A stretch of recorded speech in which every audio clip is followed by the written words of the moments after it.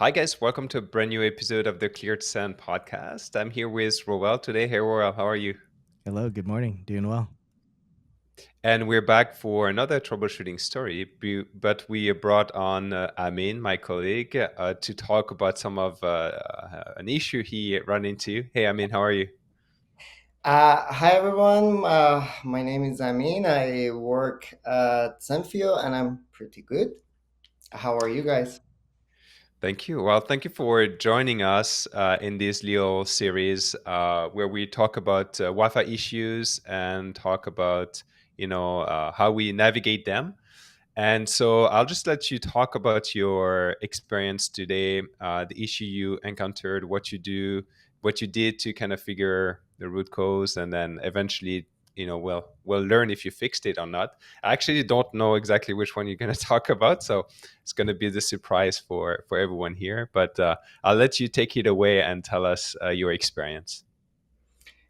Okay, perfect. So yeah, sometimes customers they call for a problem like we don't know why it is not working, and uh, we go there to see the problem. This is why I call it real world scenarios. I made slides. If we go through them, uh, how it works to me, the first thing is that just I should consider myself as the real client and just do a little sort of walkthrough to see what we have. In this case, what I did, I went to the site. Prior to going to the site, so I prepared my floor plan. I asked where the problem is, so I designated the area. Okay, I'm gonna work here. And when I walked and walked and walked, the first thing I saw, I was exactly, literally like that emoji. I was like that. Okay, placing APs on locations. My first point to mention, I saw placing APs on location probably prior to installing the racks.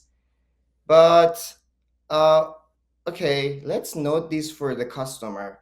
Your APs are placed somewhere which is the signal will be blocking by your devices, and that warehouse was something interesting for that. They were all booze, they were all beers and wines, so liquid, which has a lot of attenuation.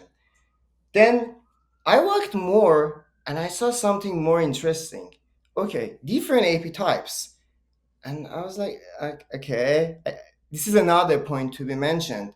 Why you have different AP types, different antennas, probably different special streams, you are making the situation a little problematic, chaotic for the client to decide where to roam, to whom to roam, and what to do. I walked more, and as I walked more, I started to see more APs. So I placed the APs on the map, I located them, took pictures, like the regular things that you do when you go on site. When everything was done, I was like, okay, let's see the signal strength. It looks fine to me. It's good. How about the secondary? Okay, it's a little gray on that area. Why? Because we don't have any AP there, which can be mentioned and also can be noted there. Not a big deal. We just tell them they might place an AP there. Let's see how channel utilization is. Wow, beautiful. It was the point that I got curious what is happening on the left side. And Yeah, they and here told me, just to describe what you're looking at, I mean, because we may have people that are only listening to us on the podcast, but you're looking at the channel utilization map, and half of it is green and half of it is red, and there's like a clear. It looks like there's a clear delineation between the green and the red. You can go on. yeah, if we had a little white in the middle, it could have been like Mexico flag or something. Because exactly, it's like portions, white portion, green portion, red portion, something like that. Totally, they are divided. So it is obvious something was happening on the left side, which was just red, red, red. And there was a real border. So when I saw that, I thought maybe I was about to leave the site, just deliver them the results and tell them, okay, it's what you asked for, a site survey. I did. I noted a couple of things that like the AP model, AP installation, and everything. So I'm good. I'm going to go. When I saw that, I realized it's better to stay at least out of my curiosity to understand. Okay, why we have that flag there? So I started to walk. I have a video actually. So I started to walk. If I do it like this big, and recorded my tablet. So on my spectrum analyzer, while I was walking, I saw a little problematic red round trip time, and I got more curious what is happening here. Why every time I have a roaming, as you can see, it's bad. It's really bad. So I walked more, I checked channels. While I was walking, I saw this. So for people who are listening, on the right side, so the entire spectrum is kind of occupied, but it's normal Wi-Fi activities. So which is fine. This is what we are looking for to see. But on the right side, it from like I would say two-thirds of Uni 3 band was blocked by a specific RF activity which was new to me, and I couldn't understand what is that wide band uh, interference there. I walked back and forth to the area to find what the root cause of the problem is. And it when I checked channels, it wasn't good. I changed tabs on my spectrum analyzer, and that the specific area, as you can see, it was all like that. In the end, when I was sure what the at least the area is, I left, and once I left that area, it turned back to what is the normal Wi-Fi activity. So let me go back to my slides.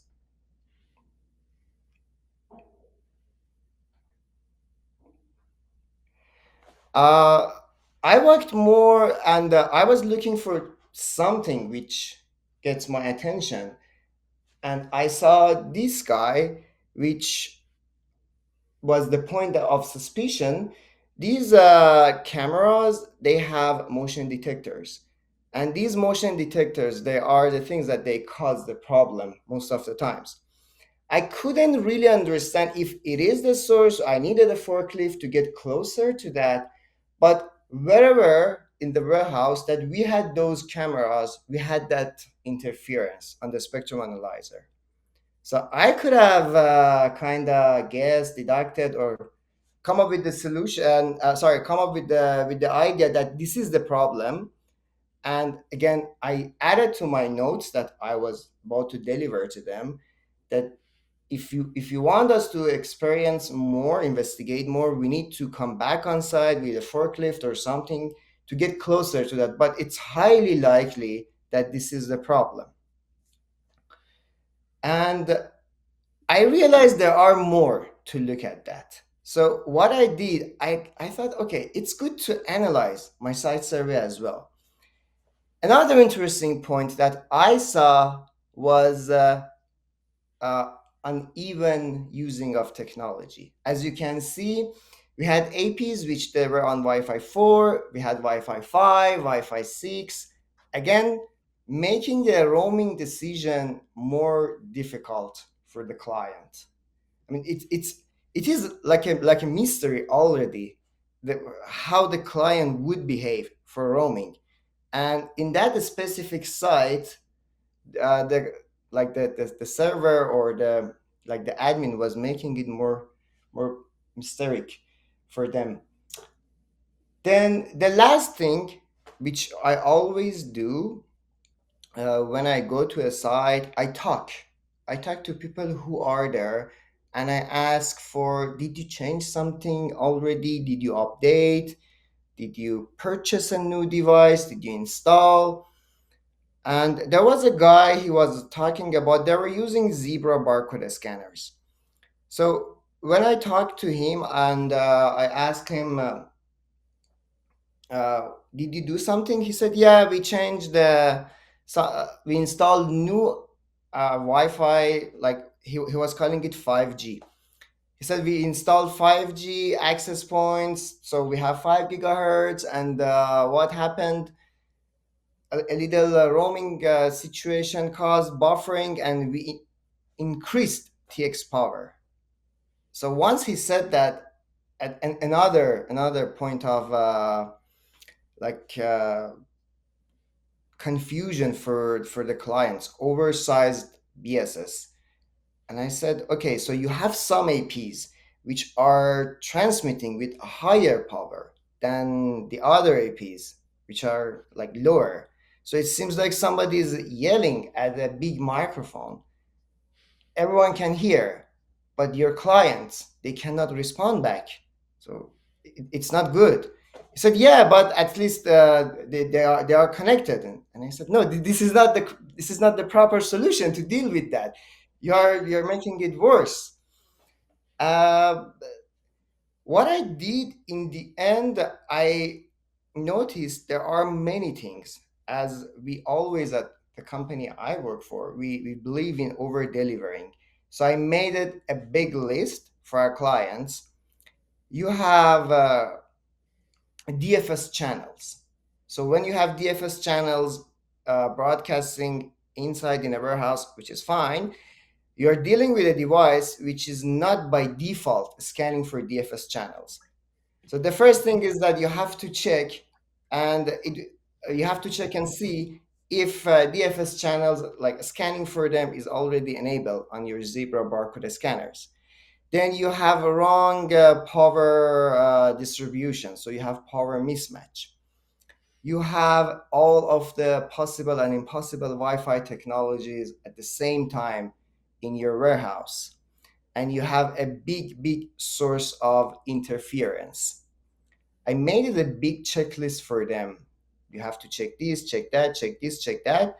And yeah, you can always like count on us if there is something you want us to come. What I learned is that I always need to talk to people. They always have something. And also, you should always go to the site suspicious to anything and everything. Yeah. It's yeah. Thank you. I mean, that's a really nice story. It's very interesting because we recorded another episode with Roel about one of his issues, and it sounds like it's never like one issue. It's like a compound of different issues that kind of generate Yes. the user feedback. Yeah. Yeah, that's an Yeah. interesting issue. Yeah. This one was combination of everything. Like, I'm sure if I walk more on the other side, I would see something more interesting as well, because they were failing in any and every aspect. Yeah. It's yeah, it's that's the thing with Wi-Fi is that it looks simple, but then the more you dig into it, the more complex it is. And if you don't know, then you're just assuming you're doing the right things, and when in fact it might not be the best thing to do. Yeah, I think you cool. did really well utilizing the tools that you had, especially using the analyzer app with the sidekick and Yeah. trying to identify what that interference might be, right? You weren't using an antenna, a directional antenna to try to find a source, but you were moving with your feet, try to get closer to something, and then come up with process of elimination of, okay, now I'm here, it's gone, but if I move closer here, I see the interference, what's around me. Oh, look, there's this brand new thing hanging from the ceiling, and it has motion detection, and a lot of us know that motion detection does sometimes cause some interference on Wi-Fi frequencies. So yeah, good kudos to you for using what you had. Yeah, thank you. Well, I was trying to check everything. So that when people were driving by their forklifts, I was asking them, "Can I just sit next to you, and while you are driving, I put my smoke analyzer in your forklift and see if I see something?" Yeah, So I did that. They had those automatic machines that they wrap things. yeah. I was standing close to them to see if the robot is causing something. Hmm. Yeah, in the end, I was like, this is the only thing that I can understand is causing the problem, because where we have that antenna, that CCTV interference is, and I mean, human being doesn't it doesn't cause the interference. The only thing that I see is beer, forklift, cameras, and that's it. So Sounds Yeah. like my type of client with the beer. Awesome. Well, thank you for Awesome. sharing that story. anytime. Thank you, Amin. All right, guys. Happy, Well, happy. thank you for listening to one of our troubleshooting stories. Keep on listening. We might have more coming in the future. Thank you, guys. Sure. Thanks, guys. Bye. Bye bye. Thank you. Bye.